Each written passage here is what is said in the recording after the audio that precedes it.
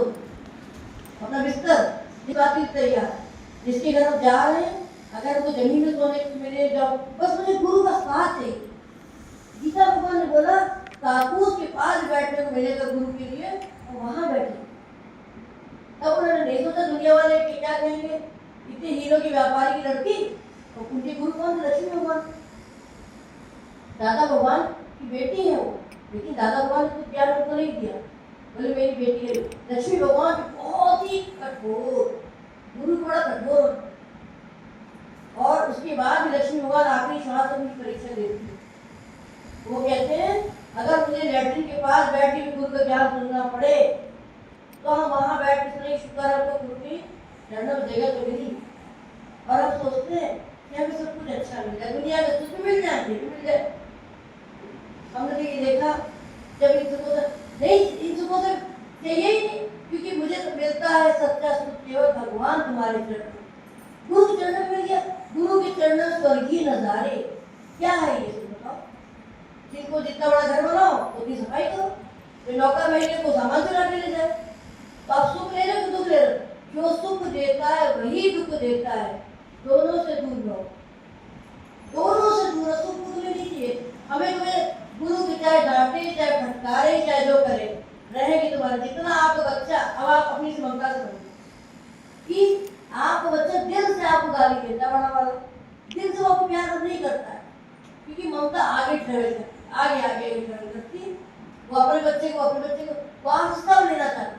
ऐसी माताएं देखी है तो कहती है कि बच्चा मेरे पास आता है चेक साइन कराने के लिए, माँ चेक साइन कर दो, तो माँ इसको इसी बहाने आता तो है, हाथ हो गई ममता की, इसी बहाने बच्चे को देख रहे हैं। और गुरु जो आगे चला गया इसकी कदर ही नहीं।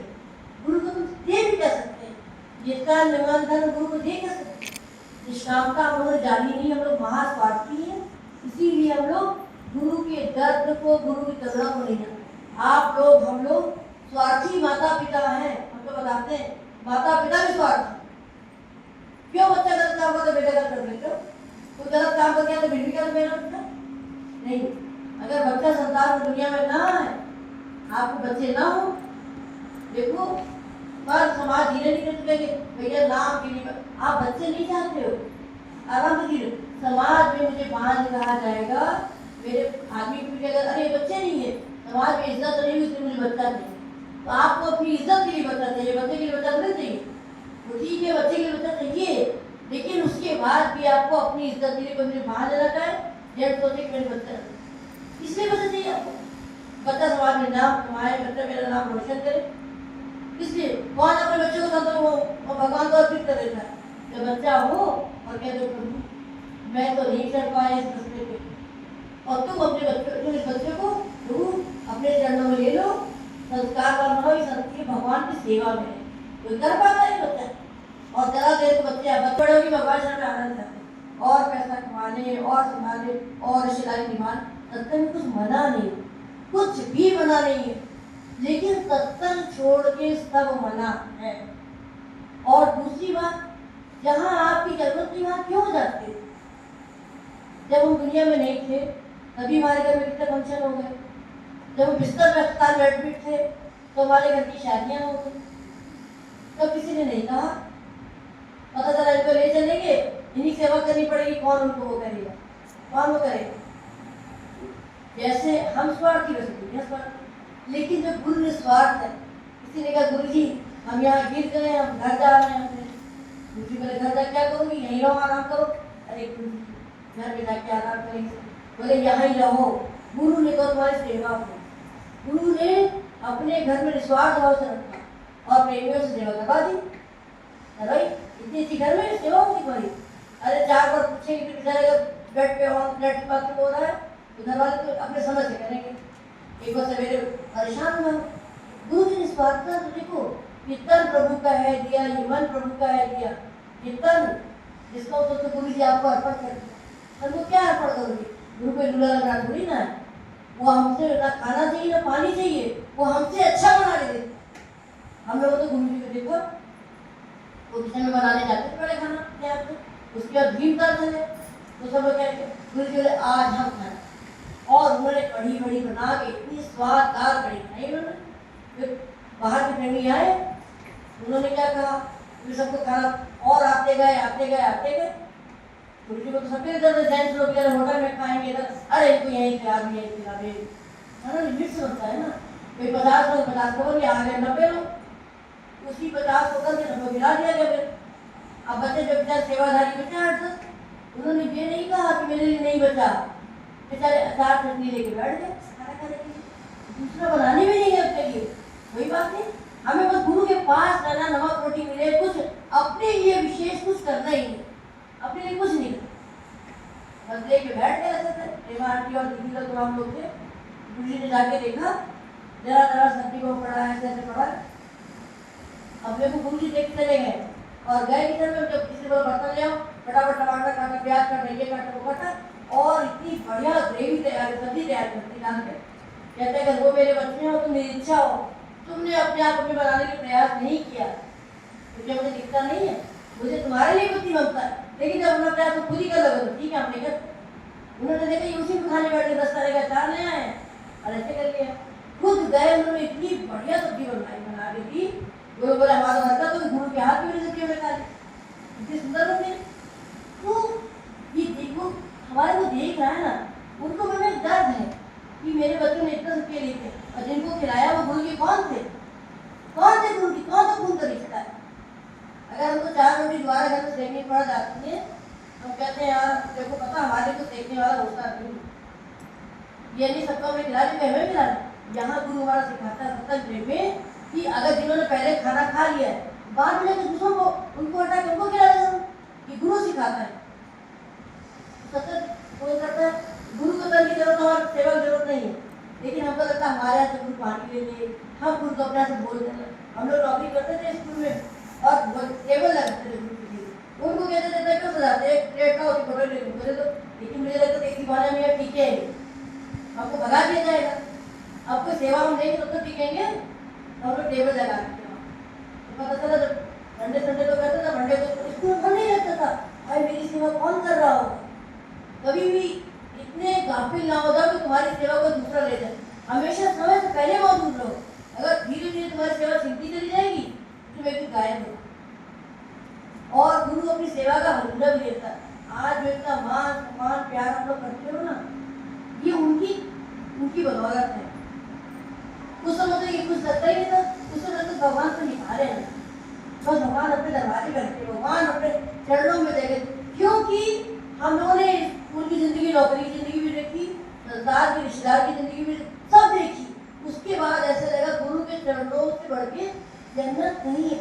जिसने भी ये भजन बनाया अनुभव करवाया, सदगुरु तेरे चरणों में पड़ते, संसार दिखता ही था, कितनी शादियां हो जाती, जाते ही नहीं थे, याद ही नहीं आती थी कोई गुरु जी क्या है, आंटी का तुम्हारे घर में शादी चले जाओ, ठीक है, अब कहाँ है तो जाना है, वहां जाकर जो सेवा में करती, लेकिन इच्छा ही नहीं करती गुरु की ओर जाने की, हमेशा निगाहें लगी रहती कि गुरु जी को बाहर निकालने, 4 महीने गए थे, इतना प्यार होना चाहिए।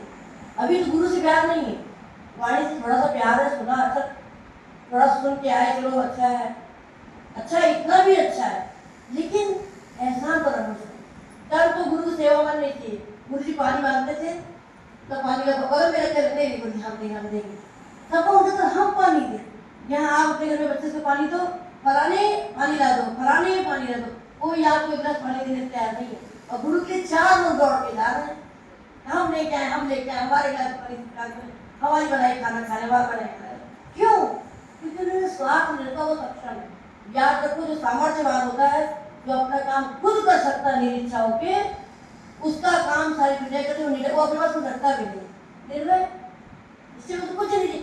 हमें भय रहता हमारा जीवन कैसे कटेगा, हमें कौन पूछेगा, हमारा कौन साथ देगा, हमें एक ये भय। लेकिन ज्ञानी कहता है ज्ञानी निर्भय, ज्ञानी निर्भय, क्योंकि उसको पता है कि मुझे किसी जरूरत ही नहीं है, इतना अपने काबिल बनवा, मुझे जरूरत नहीं, लोग मेरे पास अपनी मर्जी से आए तो आए, मुझे किसी की चली भागना।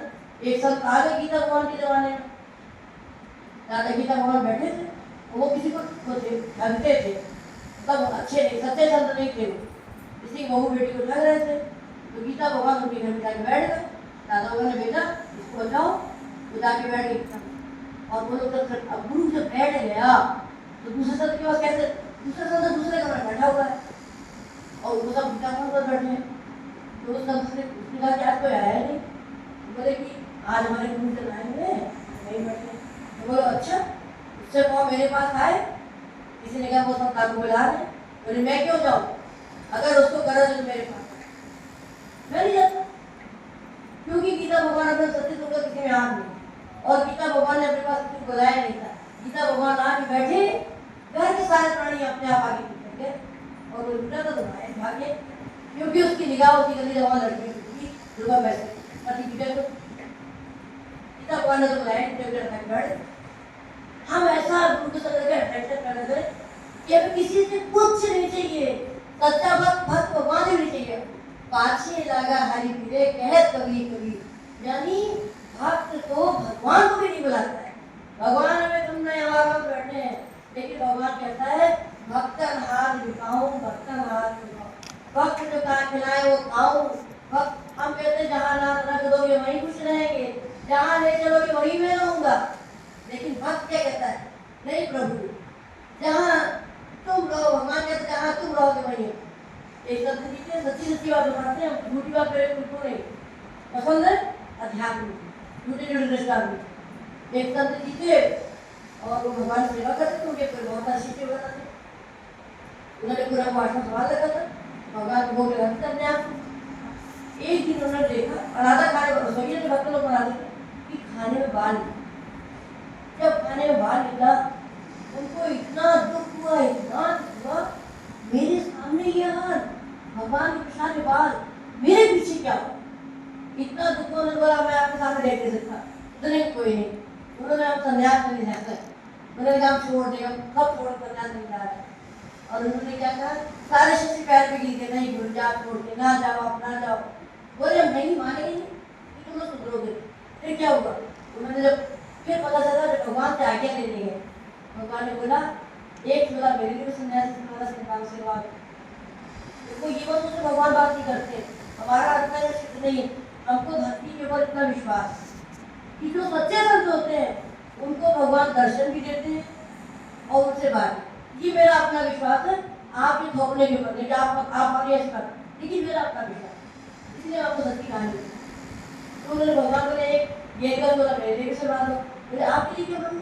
बोले जब तुम जाओगे ना संन्यास लेके तो हम तुम्हारे बगैर रहेंगे, हम भी तुम्हारे साथ जहाँ तुम जाओ।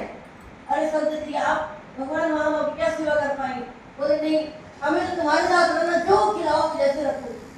और हमने सोचा जब उस दृष्टांत को हमने सुना पढ़ा तो मुझे लगा हम लोग भी गुरु के पास जाके ऐसा नहीं कह पाते कि जो खिलाओगे जो रहोगे। भगवान अपने भक्त में इतना नहीं माना, तो भक्त ने अपने को तो काबिल बनाया होगा ना। भक्त क्या है कि भगवान की सेवा अच्छे से हम नहीं बर्दाश्त कर सकते, लेकिन भगवान ने तुम्हारे बगैर चले नहीं। अरे बोला हम इनकी बात को बुरा नहीं मानेंगे, छोड़ो हम तो सबको प्यार करते हैं, तुम्हारे बगैर नहीं जाएंगे।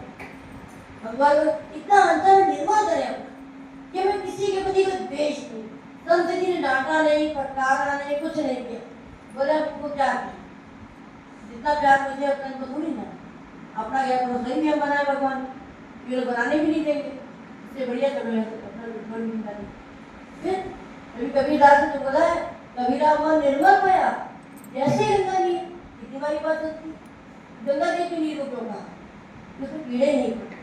अभी हम लोग कुंभ में नहा के आए, सब कितना कुंभ में आए, कुंभ के जल में गंदगी आई, गंगा जल तो और पवित्र। वैज्ञानिकों ने टेस्ट कर डाले, आखिर हाथ जोड़ के ये गंगा नदी जो है ना वाकई आध्यात्मिक नदी। अरे गंगा जी पे ऐसी वैसी नदी है, भगवान ने ब्रह्मा जी ने कमंडल से पैर धोए और वही कमंडल ले लिया, इसमें जी के जलों से निकली हुई नदी है, ऐसी नदी हो जाएंगी और उस जल में कीड़े नहीं पड़ते। दाल पी लो तो मर जाए उस बाहर ऐसा करना चाहिए। तो यानी हमारा मन इतना पवित्र हो जाए, इतना चिंतन करते करते मन के पवित्र होने का एक ही तरीका भगवान का चिंतन, भगवान की लीलाओं का चिंतन, भगवान के नाम का सुमिरन, भगवान के धाम में गए हो, भगवान के रूप का सुमिरन। आज मेरे बहुत कितने अच्छे लग रहे हैं, भगवान कितना अच्छा ज्ञान धारण किया है।